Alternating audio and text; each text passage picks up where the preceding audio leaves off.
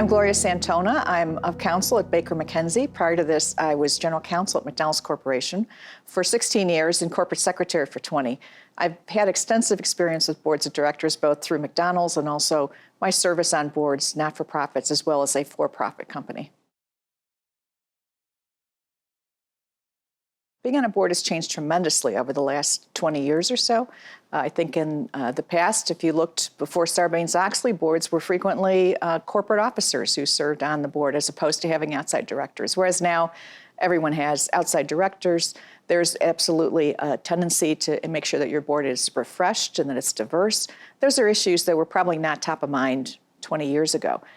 With the calendar and the agenda, it now is much fuller. You spend a lot more time, I think, in committee meetings than you used to 20 years ago because of the importance to have that opportunity for board members to delve into issues that are really important in terms of the long-term viability of the company. The board's roles and responsibilities are likely the same, but the environment in which companies are operating is so much more complex today that boards are evolving in terms of the way that they're handling those responsibilities, sometimes creating new committees to handle them, sometimes spending more time in the boardroom, sometimes spending more time with management. The key responsibilities of the board of directors are to provide oversight of the company to ensure that management is performing its duties to the extent that it must, and to make sure that shareholder value is being created over time. ESG is really a critical element for the board to oversee these days. It is critical not just as a risk, but also, again, as an opportunity.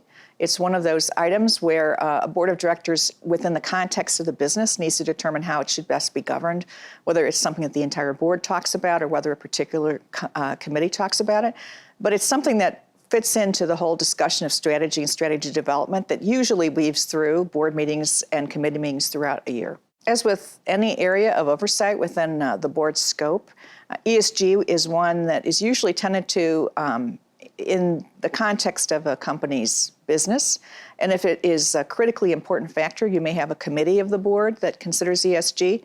If it is something that weaves in and out of corporate strategies, you may hear about it continuously throughout the year as you discuss strategy development. It varies by board of directors and each company's own particular circumstances. Boards are in a variety of states of evolution in terms of how they are involved in ESG considerations. In some boards, it's not been a critical consideration because their businesses may not be resource intense. In others that are resource intense, they may have a long developed history of oversight over ESG matters. But at this point in time, every board should be looking at ESG and determining how important it is vis-a-vis the company's continuation of its business.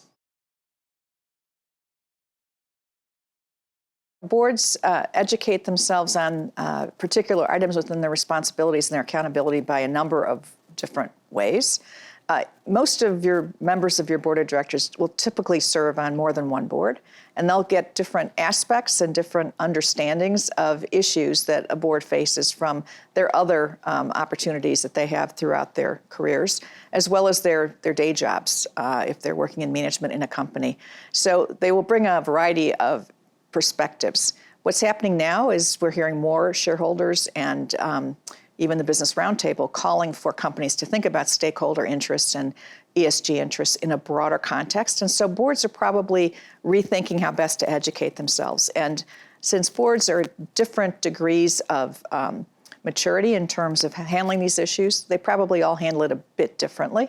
A lot of it has to do with what directors learn in other boardrooms, what they learn in their own particular management positions. I think boards are now becoming aware of the fact that they must consider ESG issues. Not every board was probably there The larger companies have probably been involved with ESG oversight for a much longer time than some of the smaller companies. But I think the question isn't whether they should be monitoring ESG, but rather how, and how to do it most effectively within their own governance construct, which may involve having more meetings during a year, which may involve having a committee take on a particular aspect of ESG responsibility or oversee ESG as a matter in and of itself. It really varies so much by what a company's business is and how the board chooses to govern itself. Risk management is a critical element of strategy development. Obviously, opportunity and risk are kind of two sides of one coin. And so it is obligatory for a company to develop its strategy in order to create shareholder value over the long term. And in doing so, it needs to investigate risk, because sometimes risks are going to be deterrents to execution of strategy, and sometimes risks will present opportunities.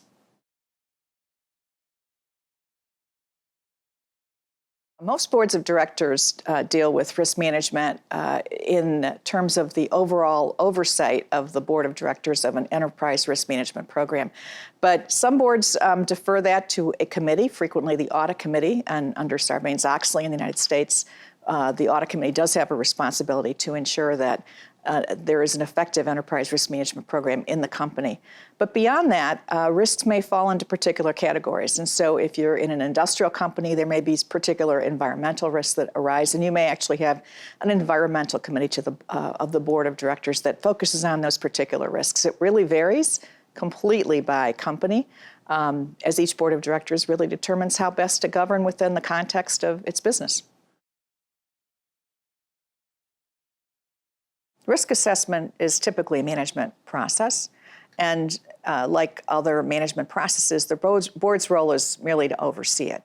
And so it is important for a board to have an opportunity to meet with those risk professionals from time to time throughout the year, to get reports from those risk professionals, and to ask questions, because board members come from all different walks of life. They may look at things from different perspectives, and I think that's the importance of having a diverse board with diverse experiences and points of view.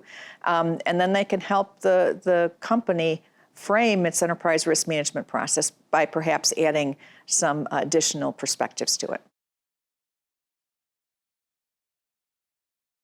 Boards deal with a variety of different risks, and typically on an annual basis, the board will take a look at its overall risk profile and determine what its risk appetite is.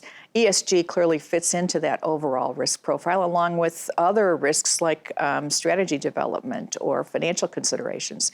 And depending on the nature of the business of the company, a board will decide it needs to spend more or less time considering particular ESG risks. It really varies very much by the company that you're in and what its experience has been. If a board doesn't feel that management is responding appropriately to a particular issue within risk management, like ESG, typically there would be a discussion with the CEO and the feelings of the board that more attention needs to be paid to a particular aspect of risk management or ESG needs to be handled by management. And then, typically there'll be a conversation, and effectively there may be a request for some more reporting and some further discussion, perhaps with other members of management. So it's a process. Again, the board is in a role of oversight, not management, and so it's more about giving direction and perhaps asking for management to respond within a particular period of time.